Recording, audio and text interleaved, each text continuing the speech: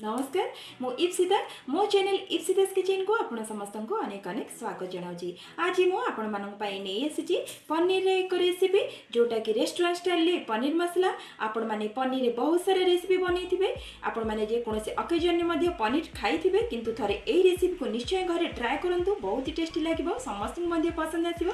Video को skip न करी फुल वॉच करंतु। आज रेसिपी जदि भल लागिबो चैनल को लाइक शेयर करि नेबे। जदि मो चैनल ले नुआ होइतिबे प्लीज सब्सक्राइब करि नेबे। तेबे चलंतु स्टार्ट करबा आज रेसिपी। ये पनीर मसला पे मुझे 200 ग्राम पनीर को बड़ बड़ पीसेस करके काटिक रखी, 2टी मीडियम साइज प्याज को काटिक रखी, किसी रसुण अदा फ्रेश दही और 2टी टमाटर को काटिक रखी। प्रथम मिक्सिंग जार रे अदा रसुण को पेस्ट कर नेबा। देखो अदा रसुण को पेस्ट कर नेले बिल्कुल पानी एसिरे ऐड करेंगे नहीं। तापर टमाटर को पेस्ट कर नेबा। देखो टमाटर को पेस्ट कर नेली। आमे पनीर रे किछि गुंडा मसला ऐड करबा। हाफ स्पून लूण, half spoon red chilli powder, half spoon हल्दी पाउडर, 1 स्पून अदा रसुण पेस्ट को देके आमे ताको भल से मैरिनेट करि नेबा। एमती मैरिनेट कले पनीर टेस्टा भल आसी थाए। देखो ए मैरिनेट करि नेली। एपटे गैस रे तावा बसई थिली। तावा रे आमे किछि तेल देई दबा, पनीर को देई दबा। देखो सब पनीर को देई सला परे मु 2 मिनिट फ्राए कर सारा पर ताको आर साइड को उल्टे दूची। दी साइड देखो ए फ्राए हो गला, बेसी फ्राए करेंगे ना। 5 मिनिट भितर टाइम लगे फ्राए करने। तापर आम कड़ाई तेल दे सारापर तेल गरम हो सारापर आम गोटा मसला किसी देबा। तापर काटी रखि पियाज को देदेबा। मुझे 2टी मीडियम साइज पियाज को काटिक नहीं। गोटा मसला रे गुजराती दालचीनी लवंग और टिके अनासी फूल को नहीं। देखो पियाज भी फ्राए हो गला। से 1 स्पून मसला को पकईदेबा जो अदा रसुण पेस्ट को। किसी समय पर आम किसी गुंडा मसला से ऐड करवा। Half spoon red chilli powder, half spoon हल्दी powder, 1 spoon Kashmiri red chilli powder, half spoon धनिया पाउडर, हाफ स्पून जीरा powder, half spoon garam masala को पकईके भल से ताको मिसई नेबा। देखंतु एबे मिसई नेली।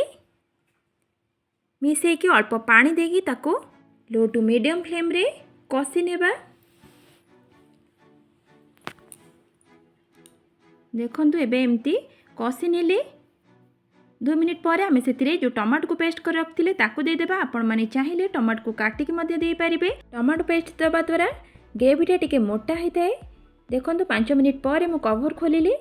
मसला पूरा एटी कसी हो गलानी, तेल पूरा भी एटी सेपरेट हो गलानी। तापर से आम गैस रो फ्लेम को ऑफ करिकी जो दही रखिथिले ताको देबा। मन रखंतु फ्रेश दही नेबे।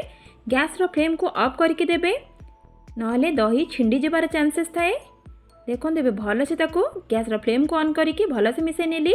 स्वाद अनुसार लूण को पकाई देबा। ताको आमे 2-3 मिनिट पर्यंत कवर करके कसी नेबा। देखो 2-3 मिनिट पर मु कवर खोलिली। तेल भी पूरा एठी सेपरेट हो गलानी, पूरा कसी हो गलानी। आमे सेतिरे भाजी रखिथिबा पनीर को ऐड करबा। आपण मानको पनीर रो क्वांटिटी अनुसार आपण माने मसला नेबे। देखो पनीर को एबे कसी नेली। किसी गरम पानी मुझे दौची। ये 1 ग्लास रो गरम पानी ऐड करुची। ताको भल से मिसई नहीं कि आम कवर करनेमा। किसी कस्तूरी मेथी दौची भल फ्लेवर आसिया पाई।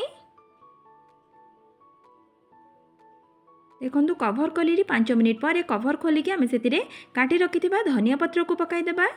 एबे गैस रो फ्लेम को ऑफ करनेबा। ताले हमर इठी रेडी हो गला रेस्टोरेंट स्टाइल ले पनीर मसाला। आपण माने निश्चय ए प्रोसेस रे थरे बनांतु, बहुत ही टेस्टी लागिबो। एटा को आपण माने गरमा गरम भात, रुटी, परोटा, नान सहित खाई परिबे।